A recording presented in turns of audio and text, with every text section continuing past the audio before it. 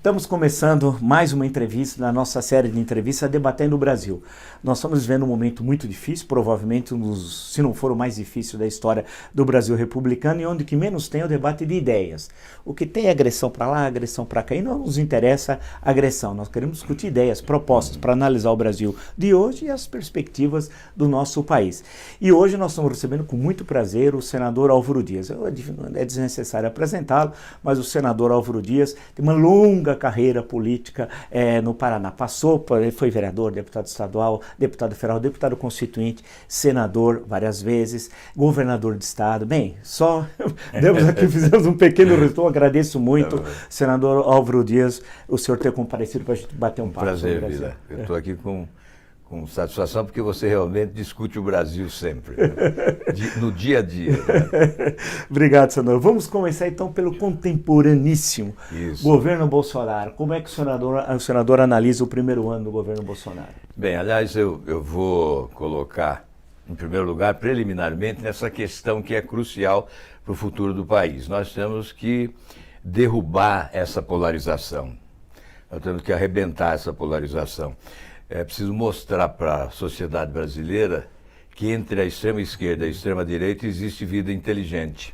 Eu não tenho nenhuma dúvida que esse extremismo da direita contamina o governo de tal forma que desaparece a competência e dá lugar à leniência, à omissão, à ineficácia.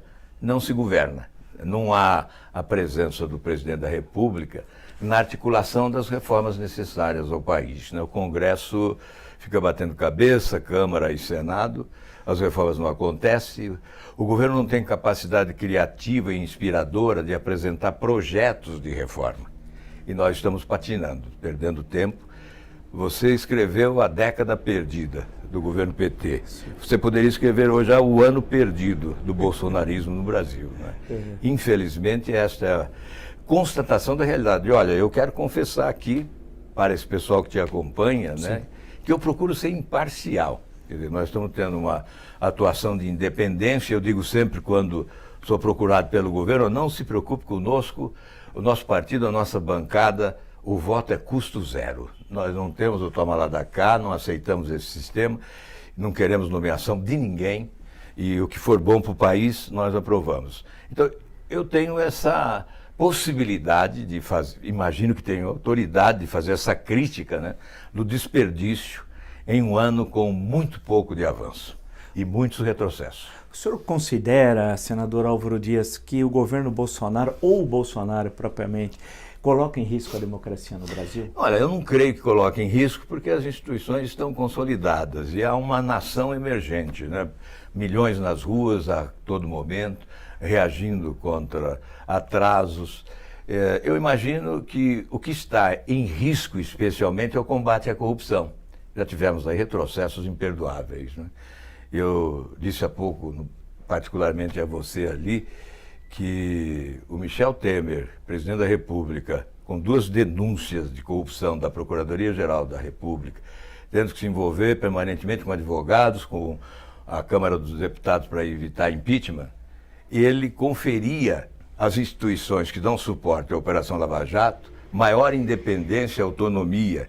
Elas estavam mais fortalecidas e fortaleciam a Operação Lava Jato. E nós, neste ano, depois da eleição, imaginava-se, agora a corrupção está com os dias contados no Brasil, os corruptos apanharão muito. E eu, particularmente, pregava a institucionalização da Operação Lava Jato como política de Estado de combate à corrupção permanente.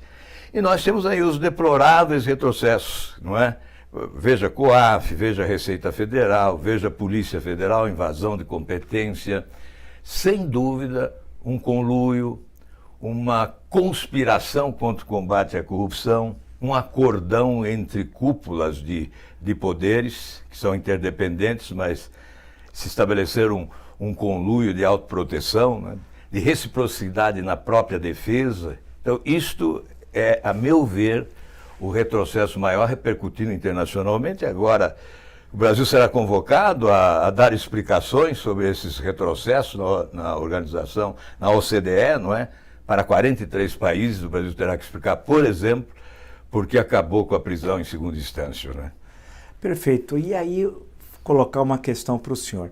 O senhor foi o primeiro, em 2018, ainda a falar que, caso eleito presidente, designaria Sérgio Moro para ministro da Justiça. Muitos falaram, tal, é o oportunismo eleitoral, não é, tal, o que é isso, é um absurdo. Bem, a história acabou acontecendo que o presidente eleito designou Sérgio Moro ministro da Justiça. Veja como é que são as coisas.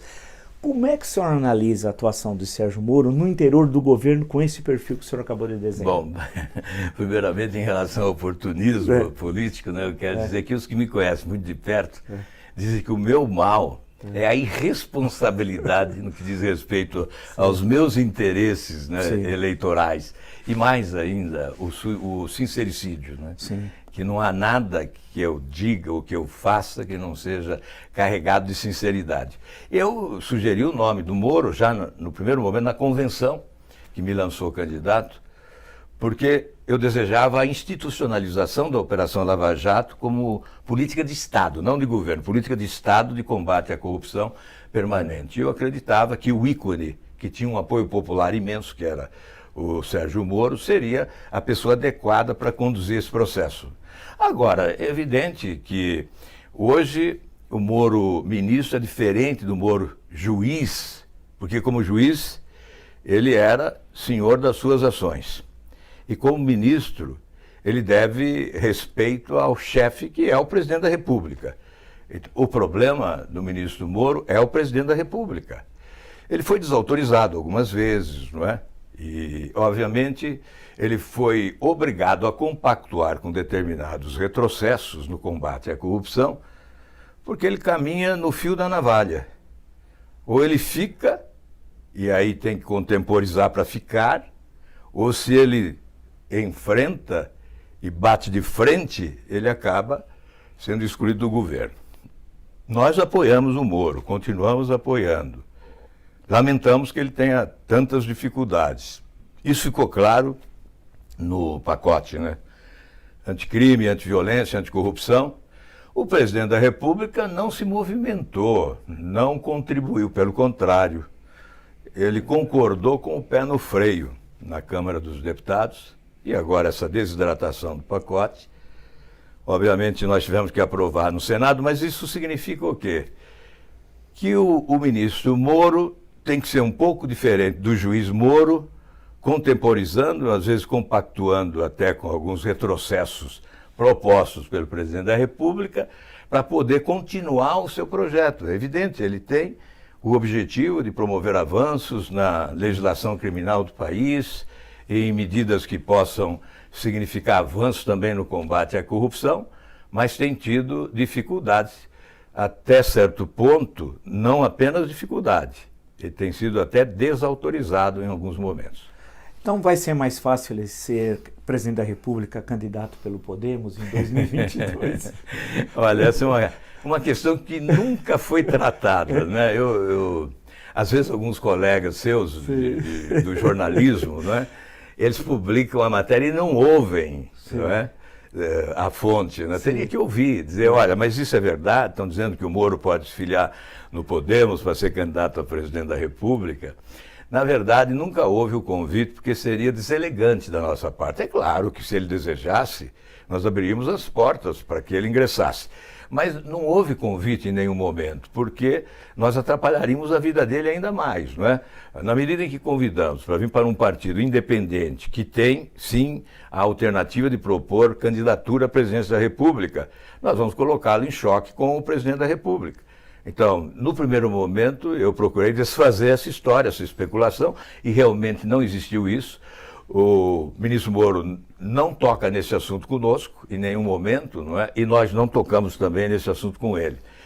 Um jornalista me perguntou, mas se o ministro Moro vier para o Podemos, você abre mão da sua candidatura? Eu disse, olha, partido político que exerce a democracia internamente tem que valorizar a popularidade de quem quer ser candidato. O mais forte tem que ser candidato. Se ele ingressar no Podemos, é evidente que seria ele o candidato, porque ele é muito mais forte que eu hoje, não é?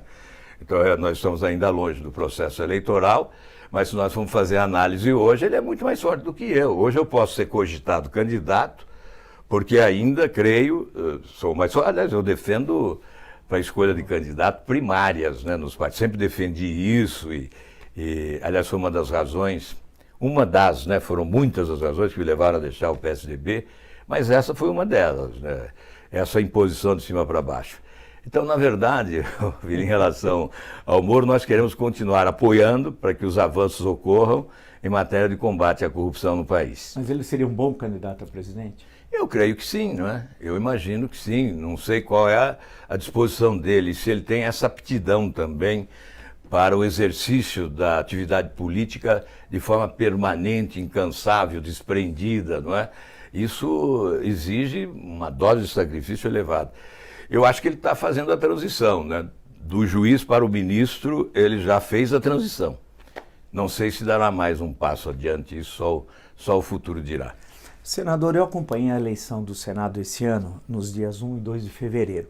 Acompanhei quase toda a sessão, foi muita tensão, tudo aquilo, aquela confusão e tal. Aí, depois, com a retirada da candidatura já de Renan Calheiros, todos aqueles incidentes, houve a eleição de Davi Alcolumbre. Bem, eu imaginei, acompanhando tudo aquilo e vendo o pronunciamento, houve uma grande renovação no Congresso, na eleição do Senado, perdão, em 2018. 49 senadores diferentes. Diferentes, houve uma renovação como nunca na história, né?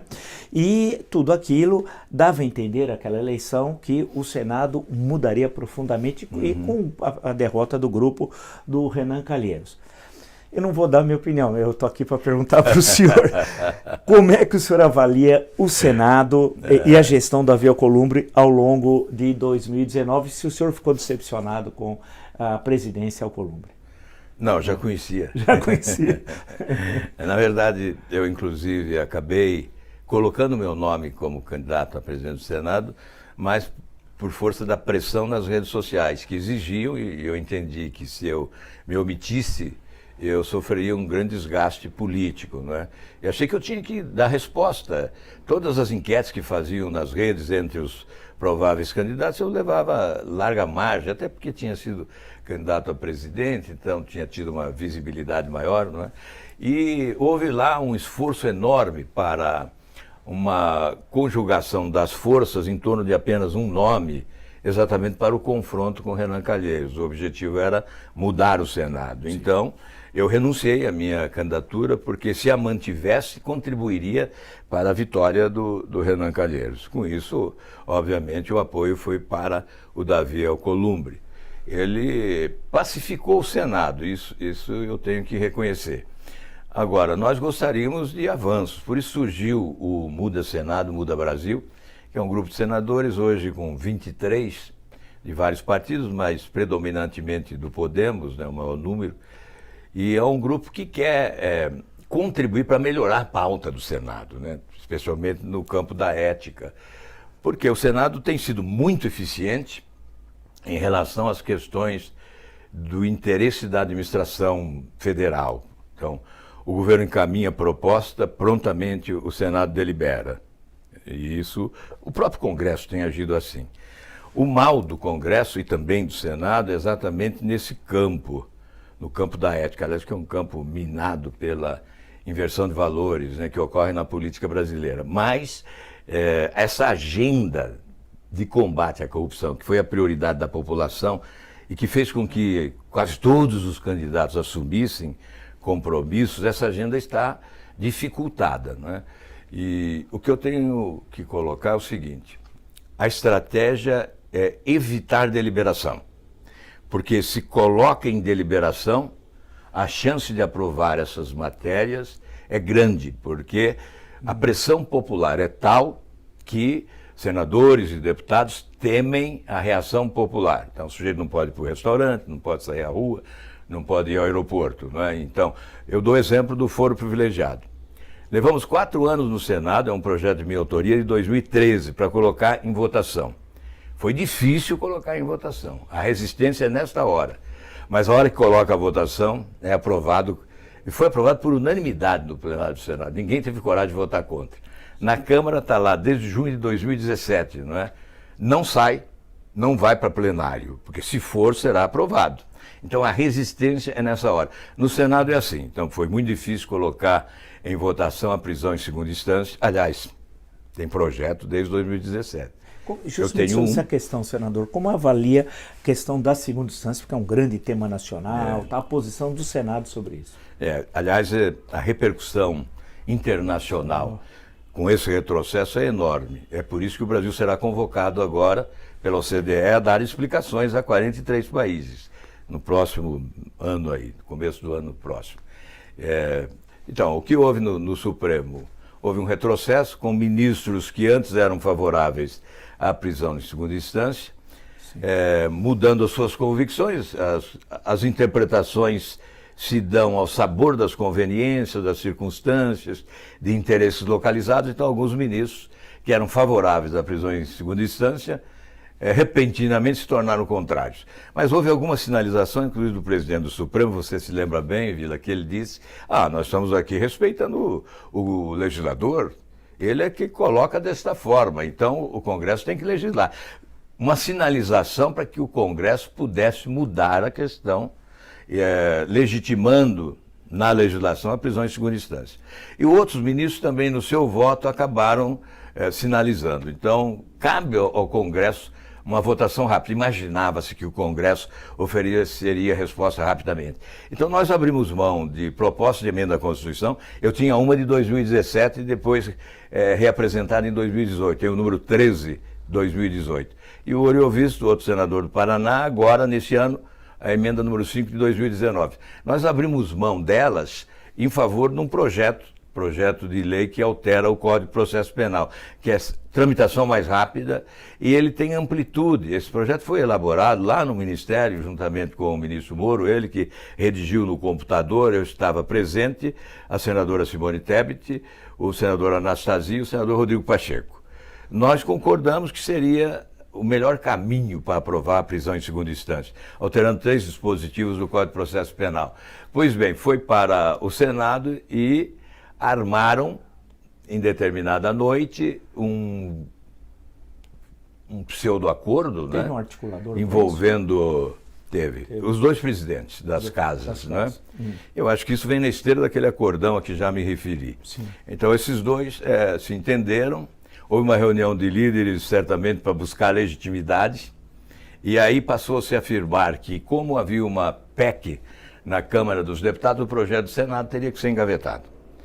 Por quê? Porque ele é mais amplo, porque ele alcança rapidamente, porque ele tem boa acolhida no Supremo, porque ele pode ser aprovado mais rapidamente. Então eu sou obrigado a concluir que a proposta da Câmara, em que pese os de boa fé, os que estão apoiando porque entendem ser possível aprovar a prisão de segunda instância daquela forma, mas eu acredito que os espertalhões estão usando aquela proposta da Câmara para retardar o processo e, se possível, impedir a aprovação da prisão em segunda instância, porque essa PEC ampliou demais, ela alcança vários ramos do direito, não só o direito criminal, o civil, o eleitoral, o trabalhista. Certamente o Herman Benjamin, que é especialista, disse lá no Senado que essa PEC não terá consequência, ela não terá êxito, ela não será finalmente consolidada, especialmente chegando ao Supremo Tribunal Federal. Então, o que ocorreu? Nós fomos obrigados a colher 43 assinaturas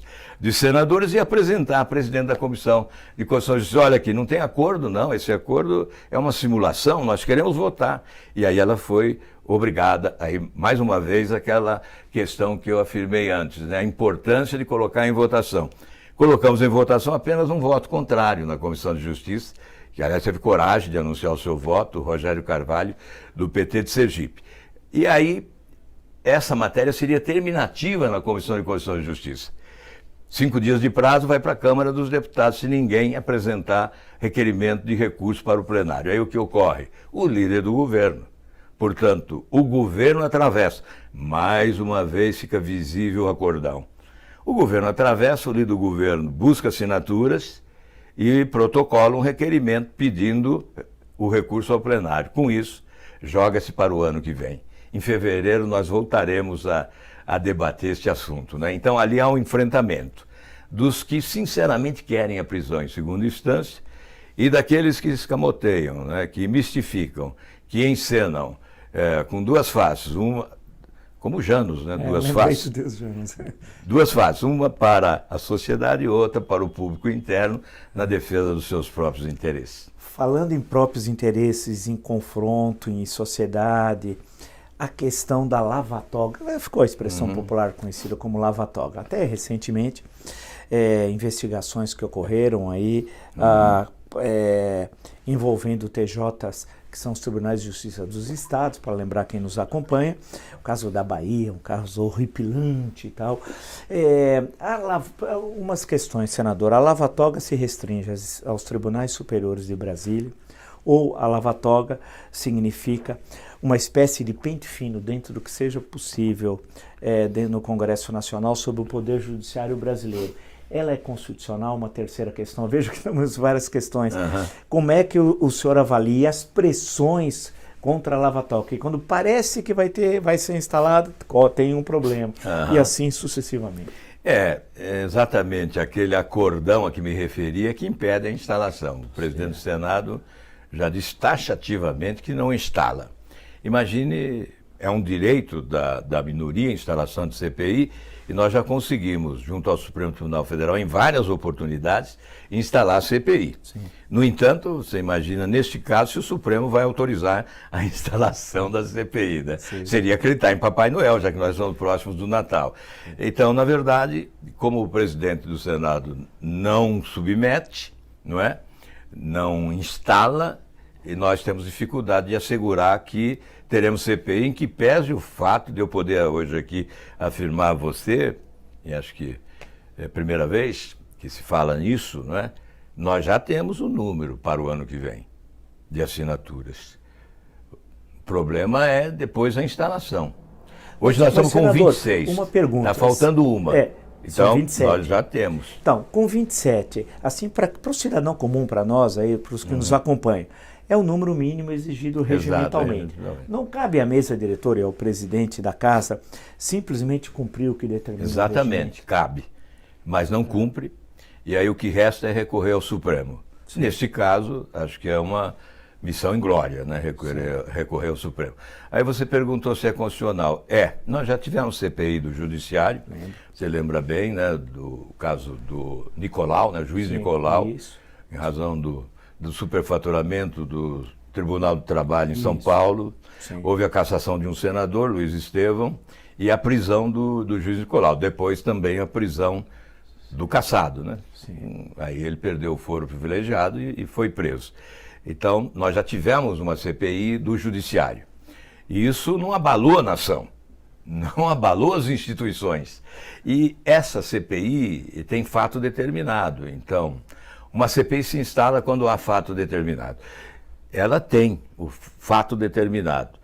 E poderia prestar uma grande contribuição propositiva. A CPI não é só investigar, é também propor um novo modelo de escolha de ministros dos tribunais superiores, a questão do mandato, duração de mandato de ministros dos tribunais superiores. Então seria, sim, uma CPI oportuna. E creio que os magistrados corretos, honestos, dignos, certamente apoiariam essa CPI, até para distinguir, para separar o joio do trigo, né? Porque nós não podemos atacar o Poder Judiciário como regra, né? Nós podemos atacar como exceção. Aliás, eu digo sempre o seguinte, que as instituições são essenciais ao Estado de Direito democrático. Nós que as integramos somos passageiros, transeuntes, provisórios, substituíveis. A instituição é permanente e definitiva e tem que ser preservada. Então, uma CPI não teria o objetivo de abalar as estruturas do Poder Judiciário, mas apenas, quem sabe, até responsabilizar criminalmente alguém que tenha praticado crime usando a toga, né? Esse seria um objetivo, e aí a proposição, né? Creio que seria um bom debate para propor um novo modelo. Ainda nesse campo complicado das relações que envolvem a justiça no Brasil e que hoje todo mundo acompanha, é um fato raro, mas especialmente a partir de 2014, com a Lava Jato, a população começou a acompanhar mais. Já acompanhava quando houve o episódio da Ação Penal 470, do Mensalão, Exato. tudo aquilo. Mas hoje é um assunto do cotidiano, das festas, dos encontros das famílias. A todo momento se fala nisso. E a questão da Lava Jato, que tem desde março de 2014, a gente pode dizer que mudou a história recente do Brasil. Nunca tanta gente poderosa esteve presa. Verdade. Ela pode ter seus defeitos, tem alguns que já foram apontados. Como é que o senhor analisa? Porque como teve como foco inicial Curitiba, né? Então ficou muito marcado pelo Paraná, por Curitiba. A atuação do então juiz Sérgio Moro. Outra, da Força Tarefa. E no caso da Força Tarefa, a questão do procurador Deltan Dallagnol. Olha, eu acho fundamental as homenagens que a população presta a Sérgio Moro e Deltan Dallagnol são homenagens justas. Eu não sei se sem eles nós teríamos o êxito que a Operação Lava Jato alcançou, substituindo aquele conceito antigo de justiça no Brasil, que só prendia pobre e negro, né? Pelo conceito de que é possível prender rico, poderoso, barões da corrupção, políticos famosos, né? Como ocorreu. Então eu creio que foi imprescindível a coragem, a determinação de Sérgio Moro e Deltan Dallagnol. Eu sei que o Deltan está constantemente sob ameaça, né? CNJ, enfim, mas ele, no meu entendimento, é fundamental para o êxito e para a continuidade da Operação Lava Jato, que realmente é marca de um novo rumo para o país. É uma esperança, é a prioridade nacional, a Operação Lava Jato, é esperança de mudança e esperança de uma nova justiça. E olha, com a prisão em segunda instância, com esse Instituto da Delação Premiada, a Operação Lava Jato avançou no combate à corrupção. Se nós tivéssemos acabado com o foro privilegiado antes, teria avançado ainda mais. E o fim do foro privilegiado e o restabelecimento da prisão em segunda instância vai nos levar, sim, à consagração de uma nova justiça no Brasil. Aí poderemos dizer, como quer o artigo 5º da Constituição, não é? Que somos todos iguais perante a lei. Senador, e as mensagens divulgadas por Intercept Brasil, lá com todas aquelas trocas de mensagens entre os procuradores, o juiz Sérgio Moro, isso de alguma forma mudou a sua opinião sobre a operação? O senhor ficou... acha que aquelas mensagens, elas são, vamos dizer assim, republicanas, ou se elas colocam em risco algumas das decisões tomadas? Como é que o senhor avalia aquilo? Bom, ainda há muita dúvida em relação à veracidade daquelas mensagens, porque há pouco se especulou que algumas daquelas, não todas, mas algumas foram mensagens montadas, não é, pelos criminosos, pelos hackers, não é? Então há que se esclarecer isso ainda. Mas partindo do pressuposto de que são mensagens verdadeiras, elas não contaminaram os autos do processo de nenhum dos condenados pela Justiça no âmbito da Operação Lava Jato. Não há ali nenhum retrocesso, ela não promove nenhum retrocesso. As provas foram cabais, irrefutáveis e definitivas porque elas passaram por vários tribunais. Não passaram apenas por Deltan e por Moro.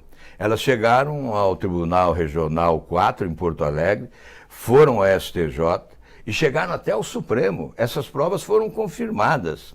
Portanto, são indesmentíveis, são provas materiais, testemunhais, as delações premiadas contribuíram. Então, esse vazamento, você pode até dizer, uma conversa não republicana, mas não suficiente para alterar qualquer decisão judicial. Foram decisões judiciais competentes. Nós temos que realmente avalizar, apoiar e aplaudir essas decisões, porque elas vieram no âmbito do amplo direito à defesa. Não se negou oportunidade de defesa. Aliás, nunca ninguém teve tanta oportunidade de se defender como o ex-presidente Lula, né? E certamente esses vazamentos tiveram um objetivo.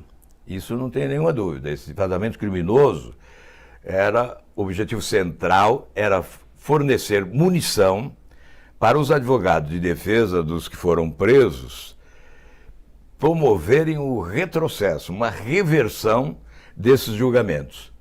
E isso certamente frustrou porque não se alcançou esse objetivo. E além disso, fulminaram a Operação Lava Jato, fazendo com que se desacreditasse dela, desqualificando os seus ícones, né? Especialmente Moro e Deltan Dallagnol. Então, dois objetivos. Um, fornecer munição para reverter decisões judiciais consagradas. E a outra, para fulminar a Operação Lava Jato, atendendo ao interesse de muitos que estão com a Polícia Federal nos seus calcanhares, né?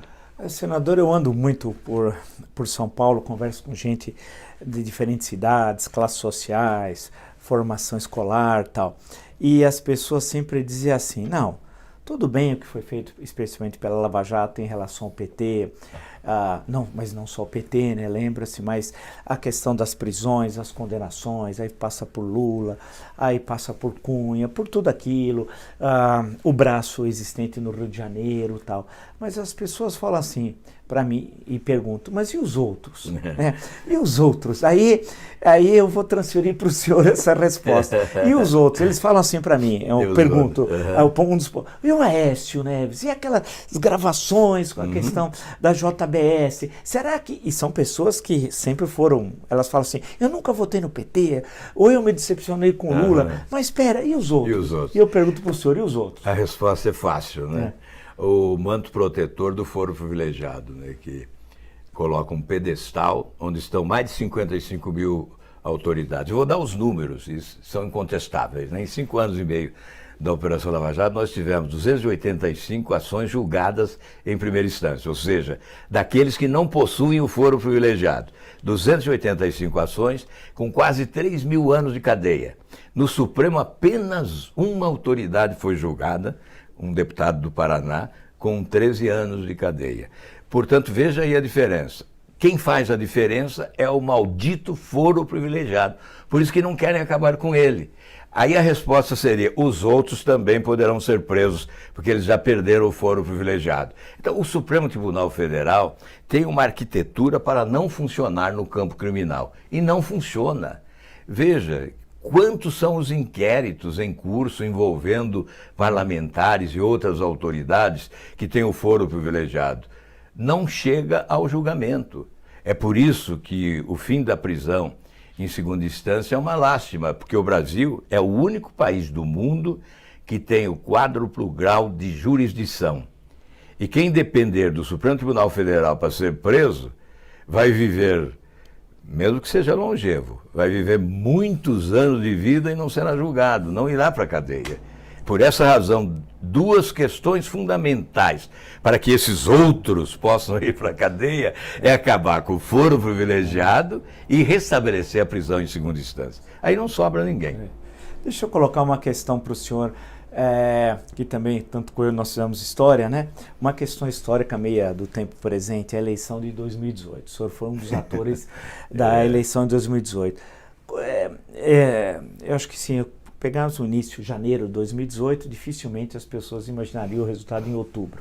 Exato. Como é que o senhor, como participante, um ator importante do processo eleitoral, analisa o que aconteceu em 2018? Olha, eu acho interessante, você é historiador e com muita sabedoria faz uma indagação, nós temos que analisar os fatos, né? Então, por que eu fui candidato? Eu tinha lá segundo todos dizem, uma eleição tranquila de governador, os candidatos me procuraram, perguntando, se você for candidato eu não sou, então teria realmente uma eleição tranquila.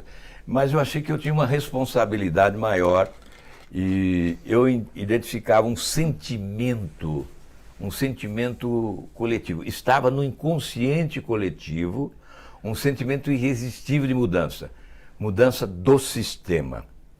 E eu imaginei que eu poderia galvanizar esse sentimento para uma candidatura alternativa. E por quê? Porque nos 16 anos eu combati duramente o PT, eu brincava até no Senado, o dia que eu não bato no Lula eu não consigo dormir. Então, denunciava todos os escândalos, participava de todas as CPIs, fazia voto separado porque não concordava com o relatório Chapa Branca, ia ao Procurador-Geral da República, protocolava representações. Só no caso da Petrobras eu protocolei 19. A última no dia 22 de dezembro de 2012, isoladamente fui lá, congresso em recesso, protocolei sobre Pasadena. Depois, em fevereiro de 2013, o Ministério Público instaurou os procedimentos e começou a investigar. Então, eu entendia que, bom, se há esse sentimento de mudança, como eu combati esse sistema, aliás, não combati só na campanha, combati a vida inteira, por isso sempre irrequieto, inconstante, inconformado, mudando, né, mudando de sigla, tentando encontrar um espaço arejado e tal. Então eu sempre combati esse sistema. Quem acompanhou de perto sabe disso. É evidente que poucos acompanham. Mas, então eu achava que podia galvanizar esse sentimento de mudança. E aí pensei, pô, mas eu não tenho partido, eu tenho um movimento que está se organizando agora. O Podemos nasceu no dia 1º de julho de 2017. Então não tinha tempo de TV, não tinha recurso de fundo eleitoral, muito pouco. E eu disse, olha, mas eu acho que vou ter espaços de comunicação na imprensa, aqueles debates e tal, eu acreditava nisso. Depois eu verifiquei que os debates têm pouca audiência, né? Então até pelo horário. Então não tive auditório, na verdade, nem talvez não tenha tido também competência de convencer as pessoas que eu tinha uma proposta alternativa que poderia dar resultado. Mas aí os fatos que ocorreram, e eu considero determinante, aquilo que eu disse logo na abertura do programa, a polarização. Então um alimentou o outro.